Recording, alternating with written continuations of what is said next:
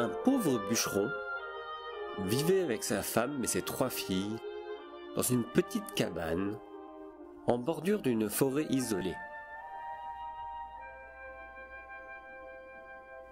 Un matin, comme il s'apprêtait à retourner à son travail, il dit à sa femme « Envoie notre fille aînée m'apporter mon déjeuner dans la forêt.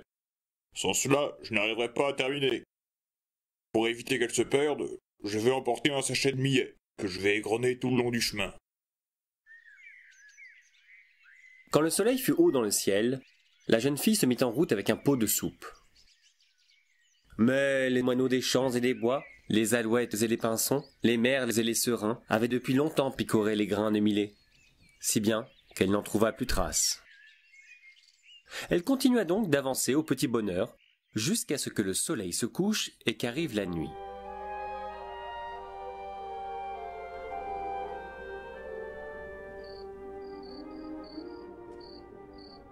Les feuilles des arbres bruissaient dans l'obscurité, les chouettes ululaient, et elle commença d'avoir peur. Alors, elle aperçut au loin une lumière qui brillait entre les arbres. « Il doit y avoir des gens qui habitent là et pourront m'héberger pour la nuit, » se dit-elle. Et elle marcha en direction de la lumière. Elle parvint bientôt à une maison dont les fenêtres étaient éclairées. Elle frappa, et une voix rauque cria de l'intérieur. « Entrez !» La jeune fille pénétra dans un vestibule obscur et toqua à la porte de la salle. Un vieil homme tout gris était assis à une table, le visage plongé entre les mains. Les flots de sa barbe blanche répandus sur la table et ruisselant presque jusqu'au sol. 3 animaux étaient couchés devant le poêle. Une poulette, un petit coq et une vache tachetée. La fille raconta son histoire au vieux et lui demanda asile pour la nuit. L'homme dit alors « Ma belle petite poulette, mon joli coquelet, ma jolie vache pie, quel est donc votre avis ?»« Touc !» répondirent les animaux. Et cela devait vouloir dire « Cela nous va !» Car le vieux ajouta « Il y a ici tout ce qu'il faut. Sors donc et mets-toi au four d'eau pour préparer notre souper. » Dans la cuisine, la jeune fille trouva de tout en abondance. Elle prépara un bon repas, sans songer toutefois aux animaux. Elle apporta sur la table le plat bien garni, s'assit aux côtés de l'homme gris, et mangea jusqu'à ce qu'elle eût apaisé sa faim. Quand elle fut rassasiée, elle dit « Je suis fatiguée maintenant. Où y a-t-il un lit que je puisse m'étendre et dormir ?» Les animaux répondirent « Tu as mangé avec lui, tu as bu maintes gorgées. À nous, tu n'as point songé. Vois comment passer la nuit. » Le vieux dit alors « Monte l'escalier, tu verras une chambre avec 2 lits. Secoue bien les oreillers et mets des draps de lin blanc. Je vais venir me coucher, moi aussi. » La jeune fille monta, et lorsqu'elle eut tapé les oreillers et mis de nouveaux draps, elle s'étendit dans un des lits, sans attendre le vieux. L'homme gris arriva quelque temps après, éclaira un moment le visage de la jeune fille en secouant la tête, et lorsqu'il vit qu'elle dormait profondément, il ouvrit une trappe et la fit basculer dans la cave.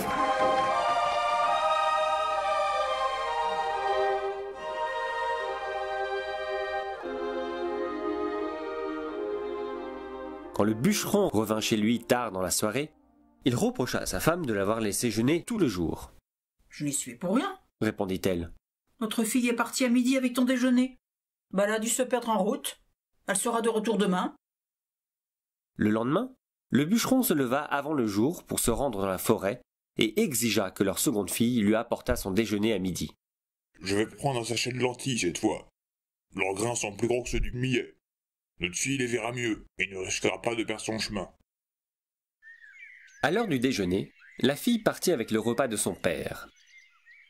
Mais les lentilles avaient disparu. Les oiseaux des bois les avaient picorées comme la veille et n'en avaient pas laissé une seule.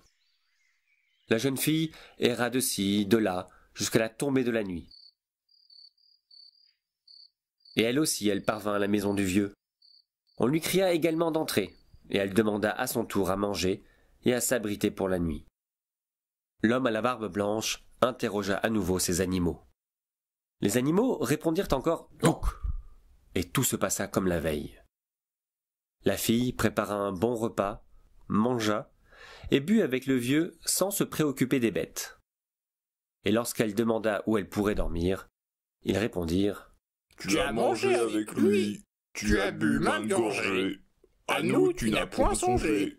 Vois comment passer la nuit. » Et lorsqu'elle fut endormie, le vieux arriva, la contempla avec des hochements de tête, puis la fit basculer dans la cave.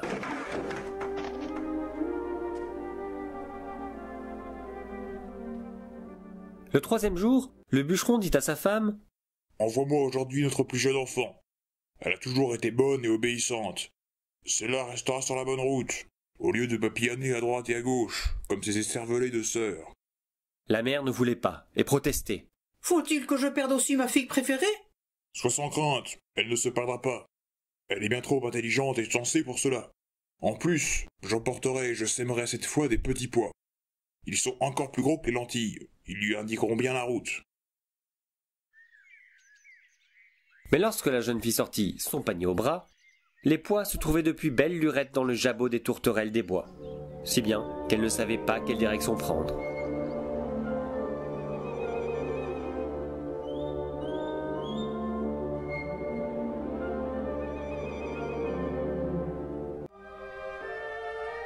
Elle se faisait beaucoup de soucis et pensait continuellement à son pauvre père qui allait devoir rester sans manger et à sa brave maman qui allait se désoler si elle ne revenait pas.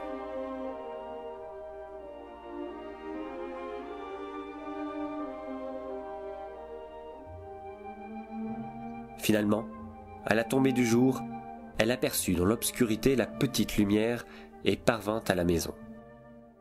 Elle demanda bien poliment si l'on pouvait lui donner l'hospitalité pour la nuit, et le vieillard à la barbe blanche interrogea de nouveau ses animaux. « Donc » répondirent-ils. Alors, la jeune fille s'approcha du poêle devant lequel se tenaient les animaux, et elle câlina la petite poule et le petit coq, tout en lissant de la main leurs plumes lustrées, et elle gratta la vachette tachetée entre les cornes. Et quand, à la demande du vieux, elle eut préparé un bon repas et posé le plat sur la table, elle dit « Vais-je manger pendant que ces braves bêtes n'ont rien ? Il y a tout ce qu'il faut dehors. Je vais d'abord m'occuper d'elles. » Elle sortit donc et rapporta de l'orge qu'elle répandit devant la petite poule et le petit coq.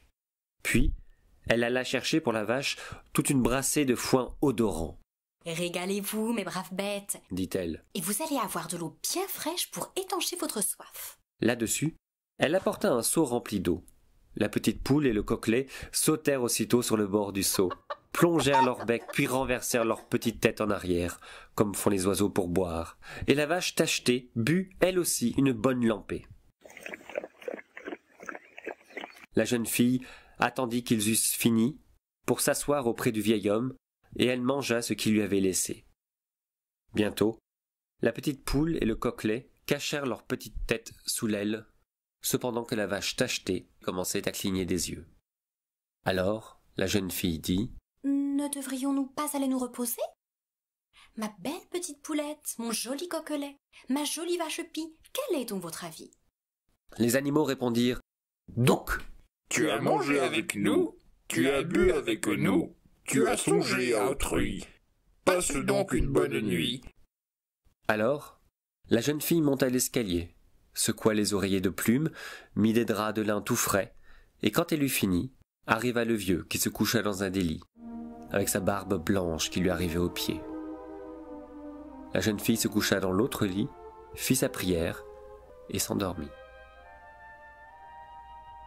Elle dormit paisiblement jusqu'à minuit, mais alors il eut un tel remue-ménage qu'elle se réveilla. On entendait des grincements et des craquements dans tous les coins. La porte s'ouvrit violemment et alla heurter le mur. Les poutres se mirent à vibrer comme si elles allaient se déboîter. L'escalier parut s'écrouler et à la fin, il eut un vacarme terrible, comme si le toit entier s'effondrait. Puis, comme le calme semblait être revenu, et qu'il ne lui était arrivé aucun mal, la jeune fille demeura étendue et finit par se rendormir.